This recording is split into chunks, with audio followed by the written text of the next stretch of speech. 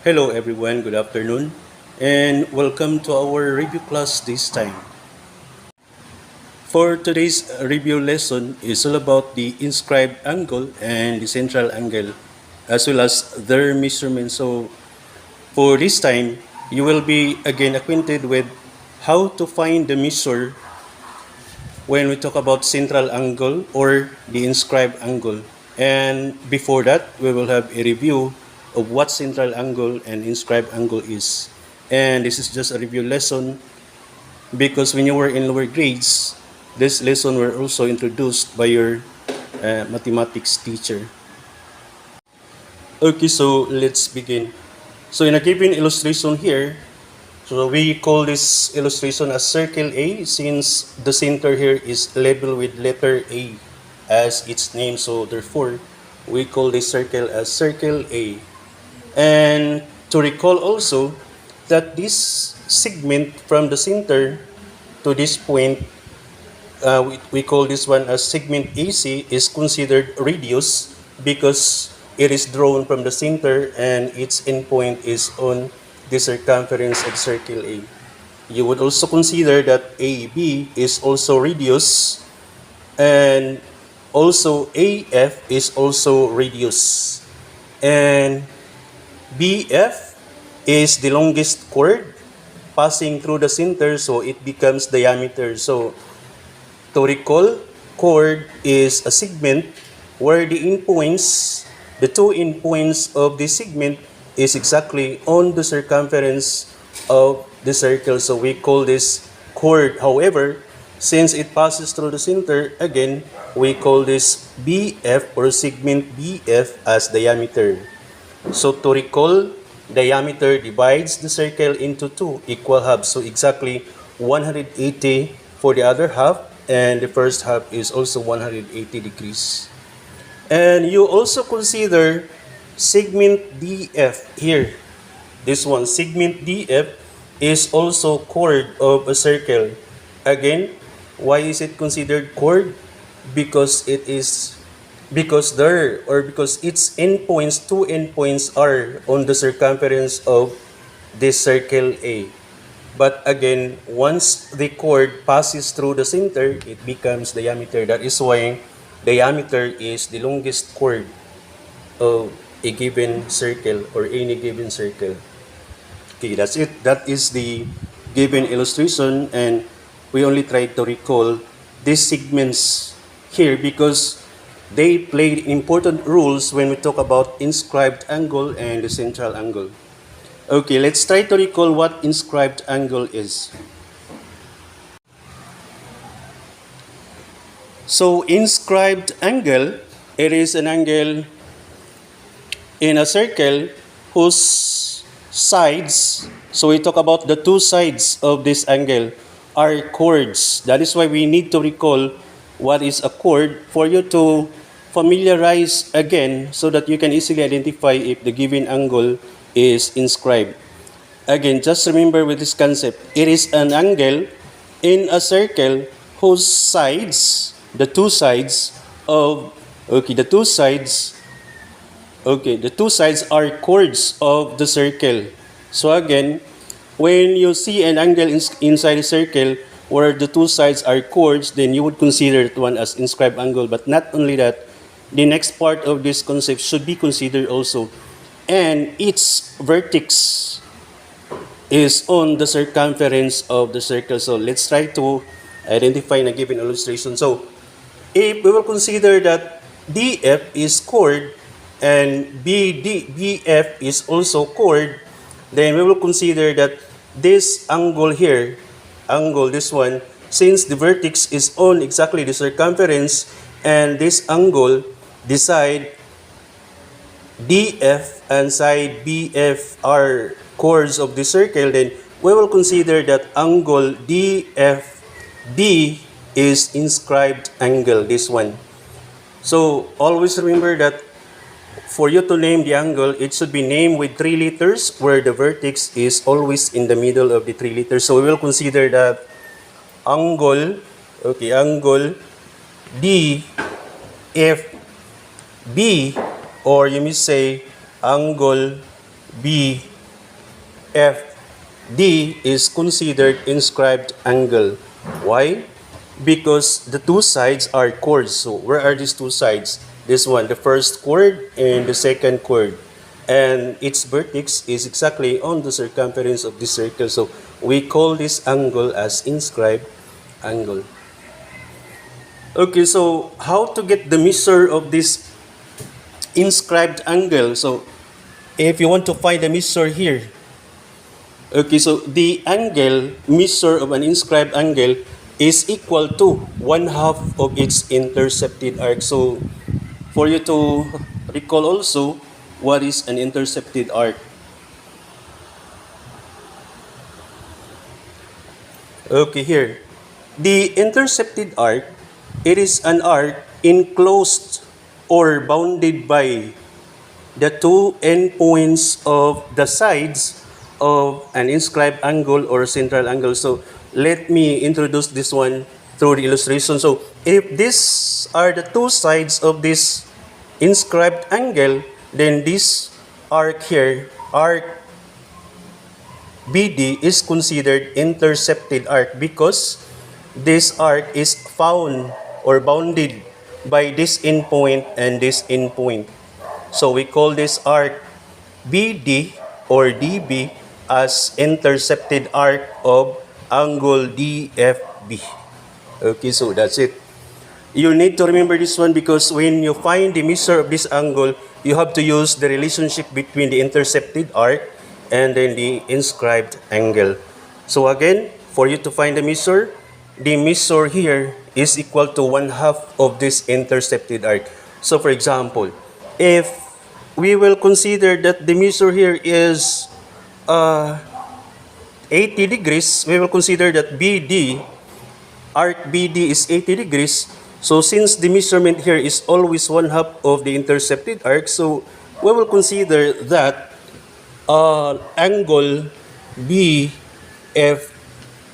is equal to 40 degrees. Reason? The measurement of this inscribed angle is always 1/2 of this intercepted arc. So again, geometry is very easy. All you have to do, class, is to analyze the given figure. Okay, so the second type of angle that you can find in a circle is the central angle. So how is it different from inscribed? So when we say central angle, it is an angle whose sides, we again talk about sides, but this time whose sides are radii, which means that the two sides of this angle are considered radius or radii of the circle. So to compare it to the inscribed angle, the inscribed two sides are chords, while central angle, two sides are radii or radius of a circle.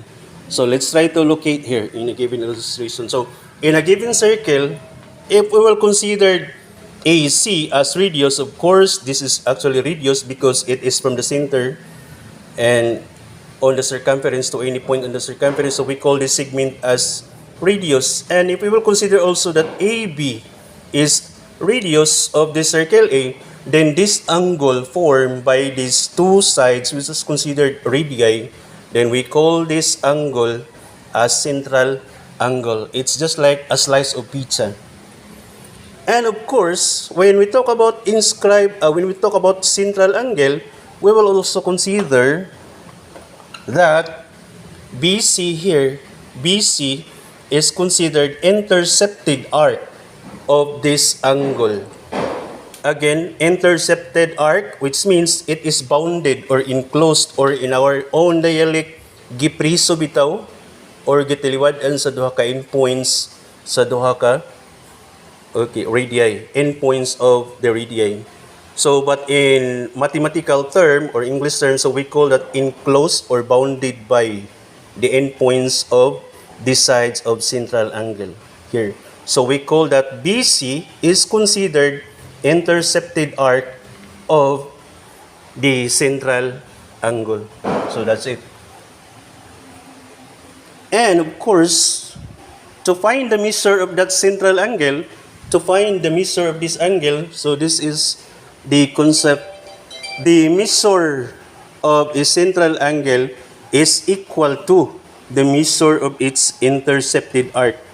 Again, the measure of the central angle, any central angle, is just equal to the measure of its intercepted arc. So as simple as that. For example, if the intercepted arc here is equivalent to, for example, if this is 100 degrees, if arc BC is 100 degrees, then you would consider, and this angle, since this is central angle, you would also consider that the measure here is also 100 degrees. So you just have to remember, if you will be asked, why is it 100? Okay, you just have to use the concept, because in central angle, the measure is equal to the measure of its intercepted arc. And since intercepted arc is 100, so therefore this central angle is also equal to 100. So as simple as that.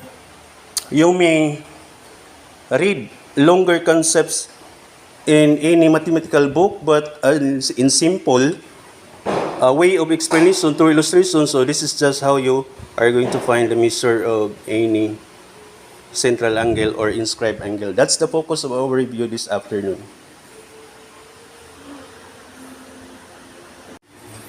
Okay, so we will consider this activity. So given circle A, and okay, so given circle A, of course, it is understood that it is circle A because the center is A. And this is the statement of the given circle A. So angle BAC is central angle. So when we say central angle, the vertex is exactly the center. Okay, vertex is also the center of a circle. So when the vertex of any angle is exactly the center, so we consider that angle as central angle. Not only that, so we will continue the given. So given in circle A, angle BAC is central angle. And in a given illustration also, it is considered that this angle BAC is considered a right angle even if it is not stated here that it is central angle. Why? Because of this symbol. When you see an angle with a symbol, it means that it is automatically right angle. So since it is right angle, therefore, it is considered that this measurement here is automatically 90 degrees. If it is a right angle. So to recall your lower grades in geometry about types of angle according to the measurement. And we will continue the given. And arc DC is equal to 110 degrees. So we will locate this one. Because whatever the given measurement, you have to label that one in a given illustration. So this one, arc DC here. So the measurement here is 110 degrees. So it will give you a clearer way of solving what is being asked if you are going to label the given measurement. And of course, angle or angle BDF, this one is equivalent to 30 degrees. So where is this angle BDF? We will try to locate. So angle B, starting from point B up to, okay, passing through D up to F. So it means that this angle being referred to is considered inscribed angle. So the measurement here is equivalent to 30 degrees. So once you label all the given, once you have labeled all the given, this will help you how to answer the given question being asked here. Okay, let's begin. And based on this given, find the following measurement. So angle or angle BAC. So angle BAC, what is the measure? So again, BAC. So the 90 degrees was not given, but we conclude that it is 90 degrees because of this symbol. So automatically this is 90 degrees here. Next, what is the measure of angle or angle BDC? Where is this BDC? B. So you start from the first letter for you to see the actual angle. So BDC, so angle B. going to D and then C. So this angle. So since the vertex is on the circumference and these two sides are chord of the circle, then we will consider that this one is inscribed angle. So again, inscribed angle, the measure is 1/2 of its intercepted arc. So if if this is going back here, if this is central angle and this is 90 degrees, automatically the measure here is also 90 degrees. It is because the measure of the central angle is equal to its intercepted arc based on the concept of the central angle. And since BC is now known, so you would consider that angle BDC, the measure here is equivalent to 1/2 of its intercepted arc. So if this is 90, so 1/2 of 90 is 45. So therefore this one is 45 degrees. So the measure here is equivalent to 45 degrees. What about the next question? Next is arc BF. So again class, if two letters are only used to name an arc, so automatically it is minor arc, which means that its measurement is less than 180 degrees. So we will try to locate BF, arc BF. So where is it? So ang arc BF, so from point B heading to F, so this is considered arc BF. So the question is, what is the measure here? So again, so arc BF, if we will try to conclude that arc BF here, this one, or BF, is intercepted by this angle, and this angle is considered inscribed. So the relationship between inscribed and its intercepted arc, the measurement of this angle is 1/2 of its intercepted arc. So if this is 30 degrees, so therefore this one is 60 degrees. All you have to do, class, is to analyze again the given figure. I don't need longer solutions, just analyze the given for you to get the answer. That's how you should use your analysis and critical thinking. So therefore this is 60 degrees, this one. How about arc DF? What is the answer? Okay, arc DF. So we will try to look at this one. Arc DF, this one. Arc D going to F here. This is the question now. What is the measure of this arc here? This one. So to recall that one complete revolution or one complete rotation is equivalent to 360 degrees. And if you have noticed, CD is already given with 110 degrees. And of course, BC is 90 degrees and BF is 60 degrees. And if you add all this one, it will give you, okay, so it will give, this is 0 and this is 16, carry 1, 260. So since one complete revolution is 360 degrees, and from this point up to here is equivalent to 260 degrees, so therefore the remaining arc here automatically is equal to 100 degrees. So that's how you analyze again. Okay, so if you could not understand this one easily, you may also rewatch the uploaded video. Okay, so we will continue with number 5. What is the measure of arc CF? Where is CF? Here. Okay. So the question number 5 here will give you the idea on how to locate or determine the answer for number 6.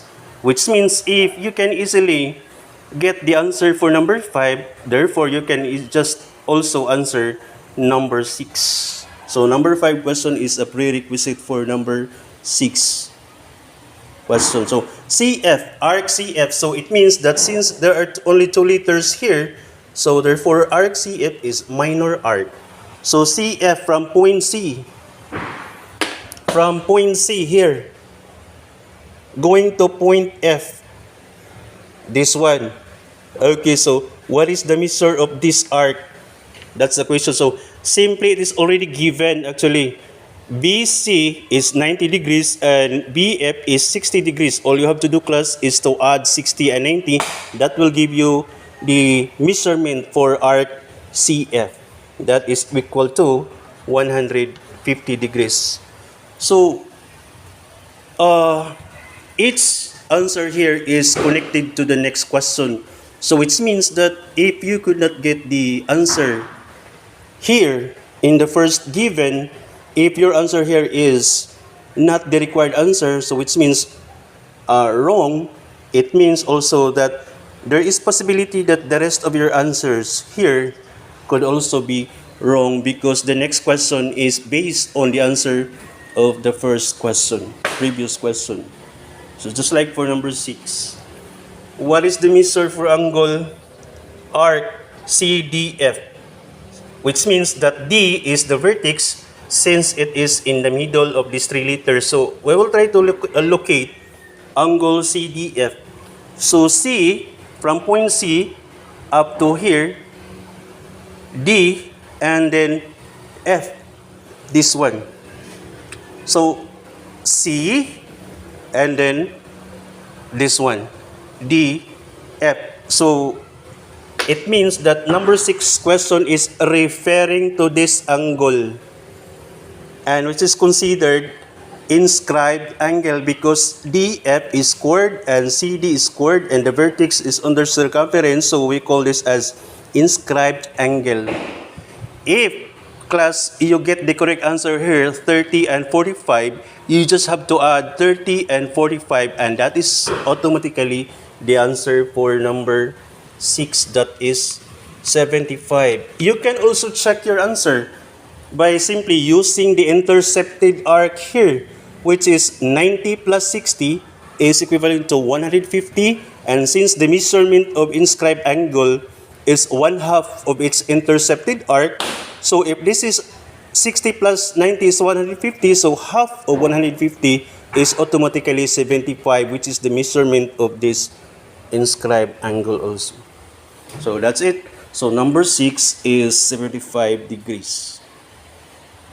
So if you have any questions, you may also post your comments, or perhaps you may also ask me when we go back to schools, or you may also watch again the video if this one will be uploaded.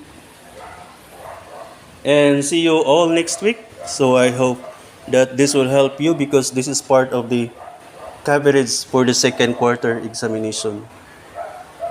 All the activities and all the uploaded review topics will be also included in the periodical examination for the second quarter that will be happening next week.